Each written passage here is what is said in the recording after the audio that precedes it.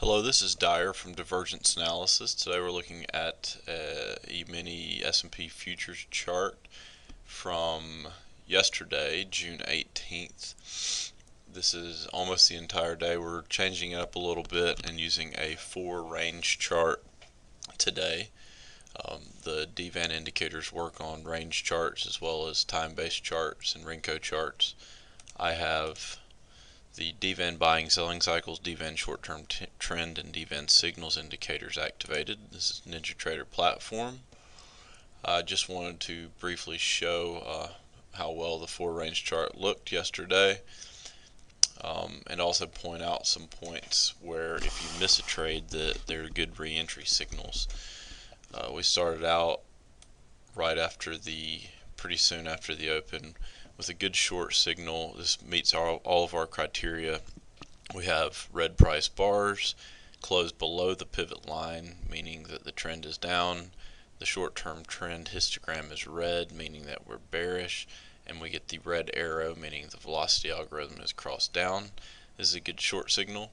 If you're waiting for a confirmation of sorts, or if you happen to miss this signal, when you get a probe down and then a probe back up like this, but the price bars remain red, the short-term trend remains red here, and everything stays in a bearish indication like it does here. As soon as you see the red stop line move back away instead of converging, so at this point the red stop line starts moving back away, the trend line continues down. This is a good re-entry point if you've either gotten out or missed your initial signal that was given at 10:10 on a 4-range chart. So we continue down. This ends up being a nice short move. This is an abbreviated long move. It does meet all of our criteria. It does go up from here. This might end up being a flat trade if you're lucky enough to get a few points on the S&P. It's possible here, but this is a quick move. As soon as it turns back red at the pivot here, and the leading indicator crosses below 0, actually a bar before that, you see that the forces move back negative. This is a place that you can exit, so you're probably either making a little bit or a flat trade here. This is another indication of a re-entry signal. The next short you get, this is a good signal, meets all of our criteria.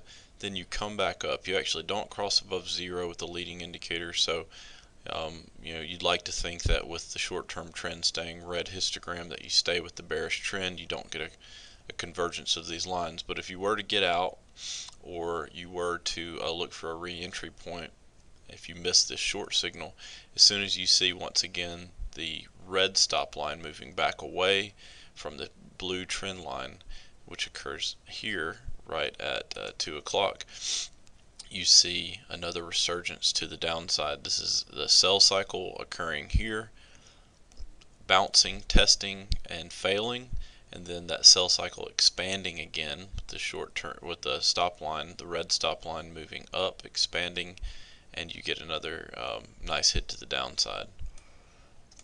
This is another example after you've gotten this long entry point here, which meets all of our criteria, ends up being a good long.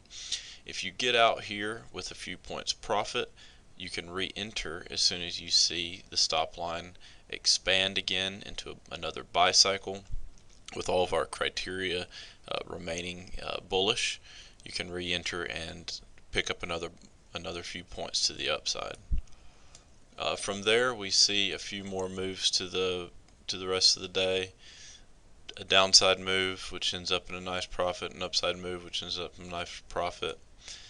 Later in the day, this is a quick move. You may or may not make some money to the downside. It does probe down. Ultimately this is probably a flat trade, and you end up closing the day with a nice up move. So this is kind of going through an entire day, how some re-entry possibilities can show themselves if you've missed your initial buy or sell.